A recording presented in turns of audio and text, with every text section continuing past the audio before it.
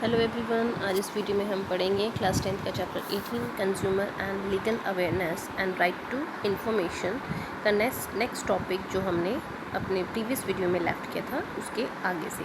अब तक हमने जो है कंज्यूमर्स पढ़े, सर्विसेज पढ़ी, उनकी कंज्यूमर राइट्स पढ़े, उनकी क्या क्या ड्यूटीज़ हैं वो हमने पढ़ा। और आज का जो हमारा टॉपिक है वो है डिस्ट्रिक्ट फोरम्स। डिस्ट्रिक्ट फोरम्स में According to the Rule 4 of the Consumer Protection Act 1987, district forums office to be set up at district headquarters कि जिला फोरम का जो कार्यालय है वो जिला मुख्यालय पर स्थापित किया जाएगा। The working days and office hours of the district forum will be the same as the state government। ये भी हम पढ़ चुके हैं कि जिला फोरम के कार्य दिवस तथा कार्यालय का समय वही होंगे जो राज्य सरकार के होंगे। थर्ड इसमें है the official currency and the status of the district forum will be as such the state government decided, यानी स्टेट गवर्नमेंट जो भी डिसाइड करेगी वही उनकी करेंसी और स्टेटस होगा। फोर्थ है इसमें the district forum meeting will be conveyed by the chairman, कि जिला फोरम की बैठक जब भी आवश्यक हो अध्यक्ष द्वारा बुलाई जा सके। अब इसको हम स्टार्ट करेंगे। कंज्यूमर डिस्प्यूट रिड्रेसल प्रोविज़न, उपभोक्ता विवाद निवारण की जो प्रावधान, जो प्रोविज़न्स रखे गए हैं वो कौन कौन से हैं। फर्स्ट अगर हम देखें, द वैल्यू ऑफ गुड्स और services and the amount required to compensate is not more than 20 lakhs, then the district may establish its complaint in the district forum established in each district। वस्तु या सेवा का मूल्य तथा हट जाने के लिए चाहिए गई राशि जो है 20 लाख रुपए से अधिक नहीं है तो प्रत्येक जिले में स्थापित जिला फोरम मंच में उपभोक्ता अपना विवाद या अपना वाद शिकायत जो है उसे वो दर्ज करवा सकते हैं। यानी इसके अकॉर्डिंग 20 लाख तक की जितनी भी रिक्वायरमेंट होगी या जो भी हर्जाना होगा उसकी सुनवाई जो है वो हम कहें कि वो यहाँ पे दर्ज करवा सकते हैं। सेकेंडली अगर हम बात करें, द अमाउंट और the value of the item service and the amount required for the amount is more than 20 lakh to 1 crore to settle such dispute, the consumer can file a claim with the state government। यानी 20 लाख तक की अगर कोई मानहानि का दावा करता है उपभोक्ता तो वो डिस्ट्रिक्ट लेवल पे ही उसका डिस्प्यूट क्लियर हो जाएगा। लेकिन 20 लाख से ऊपर और 1 करोड़ तक अगर कोई राशि का मामला आता है इस तरह का उपभोक्ता का, या वस्तु या सेवा का मूल्य हम कहें या हर्जाने के रूप में चाही गई राशि जो उपभोक्ता के द्वारा 20 लाख से अधिक और 1 करोड़ रुपए तक है, तो ऐसे विवादों का निस्तारण करने के लिए जो है उपभोक्ता द्वारा राज्य आयोग में अपना शिकायत जो है उसे वो दर्ज करवानी होगी। यानी 20 लाख तक की डिस्ट्रिक्ट लेवल पे और 1 करोड़ तक की, 20 लाख से 1 करोड़ तक की जो है वो स्टेट जो है आयोग है, राज्य आयोग जो है वहाँ पे दर्ज होगी। थर्ड अगर हम बात करें, if the value of the item और service is more then 1 crore then the consumer, कि अगर 1 करोड़ से ज़्यादा की राशि का वो दावा करते हैं, कंप्लेन करते हैं, तो वो नेशनल कंज्यूमर, यानी 1 करोड़ से ऊपर अगर कोई राशि है तो कंज्यूमर इस सिचुएशन में जो है वो नेशनल कंज्यूमर प्रोटेक्शन कमीशन में अपनी शिकायत दर्ज कर सकता है। अब हम करते हैं appeal area against disputed decision, कि वाद के निर्णय के विरुद्ध में, यानी जो भी कंप्लेन उन्होंने की है उसका अगर कोई डिसीज़न आता है तो उसके विरुद्ध अपील करने के जो क्षेत्र हैं वो कौन कौन से हैं। तो if the district forum does not satisfy the consumer with the decision और is unable to give the decision in 90 days period, then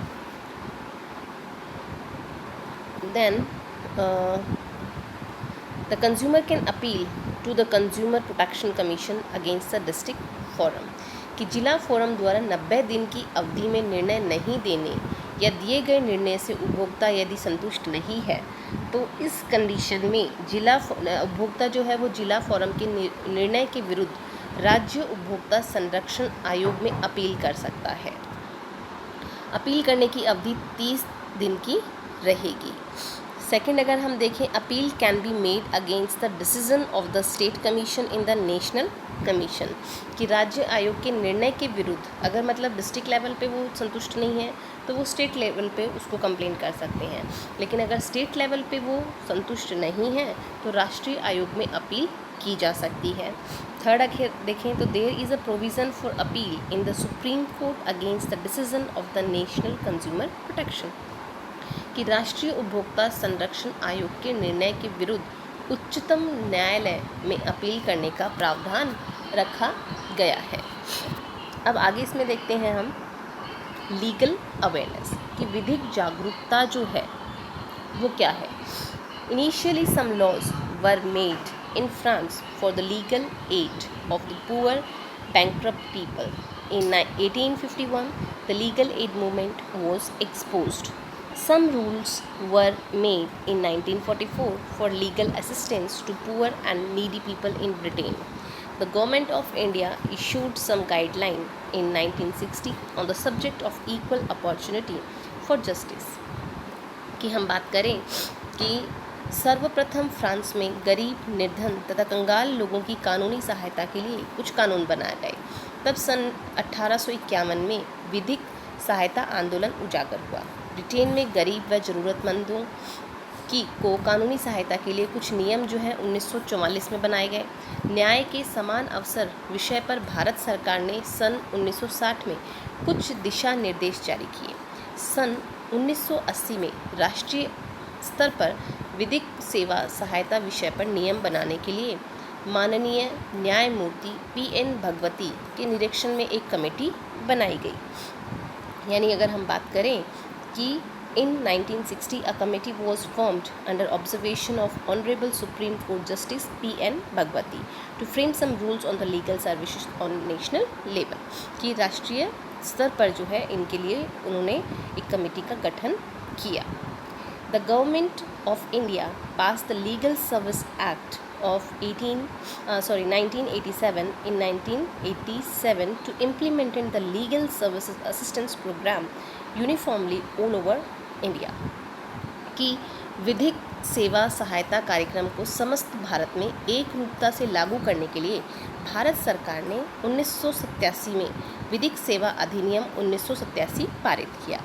यह कानून संपूर्ण देश में 5 नवंबर 1995 से प्रभावी हुआ। This law come into effect from November 5, 1995 in the whole country. That is why the National Legal Service Day is celebrated on November 5th. इसलिए 5 नवंबर को राष्ट्रीय विधिक सेवा दिवस मनाया जाता है। Under the Legal Services Act 1987, several schemes have been implemented to give opportunities and to improve the judicial system and reduce economic inequalities, कि हम कहें कि विधिक सेवा अधिनियम 1987 के अधीन नागरिकों को समानता का अवसर देते हुए तथा न्यायिक व्यवस्था को उन्नत करने एवं आर्थिक विषमता को कम करने के लिए अनेकों योजनाएं जो हैं उनको लागू किया गया। Many welfare programs has to be run for the people living below poverty line. गरीबी रेखा से नीचे जीवन यापन करने वाले लोगों के लिए भी हम ये कहें जैसे कि शेड्यूल कास्ट हैं, शेड्यूल ट्राइब्स हैं, डिसेबल्ड हैं, worker, aged people, women, children and other weaker sections to provide them benefits by the central government and the state government, जैसे हम कहें कि अनुसूचित जाति हैं, अनुसूचित जनजाति हैं, आदिवासी, विकलांग, श्रमिक, वृद्धजन, महिलाओं, बालकों तथा अन्य कमज़ोर वर्गों के लोगों को लाभ देने के लिए जो है केंद्र सरकार व राज्य सरकारों ने कई जन कल्याणकारी योजनाएं जो हैं वो रखी। Due to the fact of that the far-flung villages are located in the structure and due to illiteracy and ignorance, these people cannot take advantage of these welfare schemes. In addition, due to lack of awareness of law, they also commit criminal acts. कि दूर दराज गाँवों ढाणियों में रहने के कारण तथा अशिक्षा व अज्ञान के कारण वे लोग इन जन कल्याणकारी योजनाओं का लाभ नहीं ले पाते हैं। साथ ही नियमों कानूनों की अनभिज्ञता के कारण आपराधिक कृत्य भी करते हैं। यानी ऐसे लोग जिनको अवेयरनेस नहीं है, जिनको इनके बारे में नहीं पता है, तो वो इस तरह के जो आपराधिक जो कृत्य होते हैं, जो काम होते हैं, वो भी करते हैं। अब है इसमें नेक्स्ट है इसमें आपका statutory services of legal services authority की विधिक सेवा प्राधिकरण के संस्थान कौन कौन से हैं। तो इसमें पहला है आपका नेशनल लीगल सर्विस अथॉरिटी, जो कि राष्ट्रीय विधिक सेवा प्राधिकरण है। सेकंड है स्टेट लीगल सर्विस अथॉरिटी, जो कि जिला विधिक सेवा प्राधिकरण है। थर्ड है इसमें डिस्ट्रिक्ट लीगल अथॉरिटी, जो है जिला विधिक सेवा प्राधिकरण। और चौथा इसमें है, अगर हम बात करें तो ब्लॉक लीगल सर्विस अथॉरिटी, जिसका मतलब है तहसील विधिक सेवा समितियाँ। तो information of public welfare schemes and amendment rules law by the service institution set up under Legal Services Authority Act 1987 for all citizens of the society, and the task of delivering is called legal awareness। कि अब हम कहें कि विधिक सेवा प्राधिकरण अधिनियम 1987 के तहत गठित सेवा संस्थाओं द्वारा जन कल्याणकारी योजनाओं एवं संशोधित नियम कानूनों की जानकारी समाज के सभी नागरिकों तक पहुंचाने का कार्य विधिक जागरूकता कहलाती है। यानी लोगों को ये बताना कि आपके क्या as a consumer, as a customer आपके पास में कौन कौन से राइट्स हैं। ये जो नॉलेज है, ये जो लीगल अवेयरनेस है, इसे हम जो है हम कहें कि एक विधिक जागरूकता हम कह सकते हैं और लीगल अवेयरनेस कह सकते हैं। नेक्स्ट इसमें आपका आता है Rajasthan state legal services authority की राजस्थान राज्य विधिक सेवा प्राधिकरण।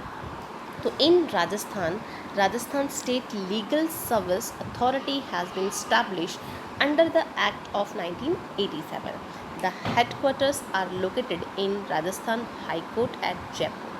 Honorable Chief Justice Rajasthan is its chief patron and a senior judge its executive chairman, whose directives are governed by legal services programs throughout the state। कि राजस्थान में राज्य विधिक सेवा प्राधिकरण की स्थापना अधिनियम 1987 के अधीन की गई, जिसका मुख्यालय राजस्थान उच्च न्यायालय भवन जयपुर में स्थित है। माननीय मुख्य न्यायाधीश महोदय राजस्थान उच्च न्यायालय इसके मुख्य संरक्षक एवं वरिष्ठ न्यायाधीश इसके कार्यकारी अध्यक्ष होते हैं, जिनके निर्देश में पूरे राज्य में विधिक सेवा कार्यक्रमों का संचालन किया जाता है। यानी जो भी लीगल सर्विसेज प्रोग्राम्स होते हैं पूरे राज्य में, वो इनके निर्देशानुसार ही किए जाते हैं। नेक्स्ट इसमें act of Rajasthan state authority, Rajasthan राज्य प्राधिकरण के कृत्य, यानी उनके कौन कौन से काम हैं वो हम यहाँ पे पढ़ेंगे।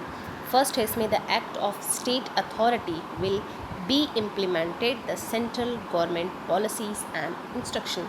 कि राज्य प्राधिकरण का यह कृत्य होगा कि वह केंद्रीय सरकार की नीति और निर्देशों को क्रियान्वित करें अपने राज्य में। दूसरा है providing legal service to such person who meet the criteria under this act. कि ऐसे व्यक्तियों को विधिक सेवा देना, लीगल जो है हम कहें कि सर्विस देना, जो इस अधिनियम के अधीन मानदंडों की पूर्ति करते हैं, यानी जो इस क्राइटेरिया के अंदर आते हैं उनको ये सर्विसेज अवेलेबल करवाना। थर्ड अगर हम बात करें कि public court under whose jurisdictions the court are also functioning for the proper operation. कि लोक अदालतों का जिनके अंतर्गत न्यायालय के मामलों के लिए लोक अदालतें भी हैं, संचालन करना। फोर्थ अगर हम देखें तो taking preventive and adaptive legal aid programmes. की निवारक और अनुकूलन विधिक सहायता कार्यक्रमों का जिम्मा लेना। फिफ्थ अगर हम बात करें operation of permanent public court की स्थायी लोक अदालतों का संचालन करना। सिक्स्थ अगर हम बात करें तो अल्टरनेट डिस्प्यूट रिजोल्यूशन प्रोविज़न की वैकल्पिक विवाद निवारण व्यवस्था की जिम्मेदारी भी इनकी होगी। 7th अगर हम बात करें तो promotion and dissemination of legal consciousness, की विधिक चेतना का प्रचार एवं प्रसार लोगों में करना। 8th अगर हम बात करें, follow such act which should be directed by legal services central authority, की ऐसे कामों का पालन करना, ऐसे कृत्यों का पालन करना जो केंद्रीय प्राधिकरण द्वारा निर्देशित किए जाएंगे। The legal awareness team of 2 panel advocate and 2 paralegal volunteers has been constituted by Rajasthan State Legal Service Authority। Rajasthan राज्य विधिक सेवा प्राधिकरण द्वारा 2 पैनल अधिवक्ता व 2 पैरा लीगल वॉलंटियर्स की विधिक जागरूकता टीमें जो हैं वो यहाँ पे गठित की गई हैं। अब इसमें आता है आपका मेजर्स फॉर लीगल अवेयरनेस, की विधिक जागरूकता के लिए जो है कौन कौन से उपाय हमें करने चाहिए कि लीगल अवेयरनेस जो लोगों तक हम पहुंचाएं वो किस तरह से पहुंचाएं, क्या क्या उपाय उसके लिए हमें करना चाहिए। तो फर्स्ट इसमें आपका आता है legal literacy camp are conducted by judicial authority and legal awareness team in the school colleges and public places, कि न्यायिक अधिकारी जो गण हैं उन वह विधिक जो जागरूकता टीम के द्वारा जो है विद्यालय हैं, महाविद्यालय हैं या सार्वजनिक स्थानों पर विधिक साक्षरता शिविरों का आयोजन किया जाना चाहिए।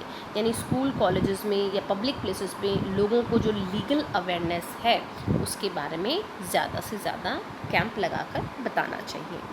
सेकेंड अगर हम बात करें तो civil court and legal awareness campaign is begin run in village through mobile van, कि हम ये कहें कि मोबाइल वैनों के माध्यम से गांव-गांव के में सचल लोक अदालत एवं विधिक जागरूकता अभियान चलाया जाना चाहिए।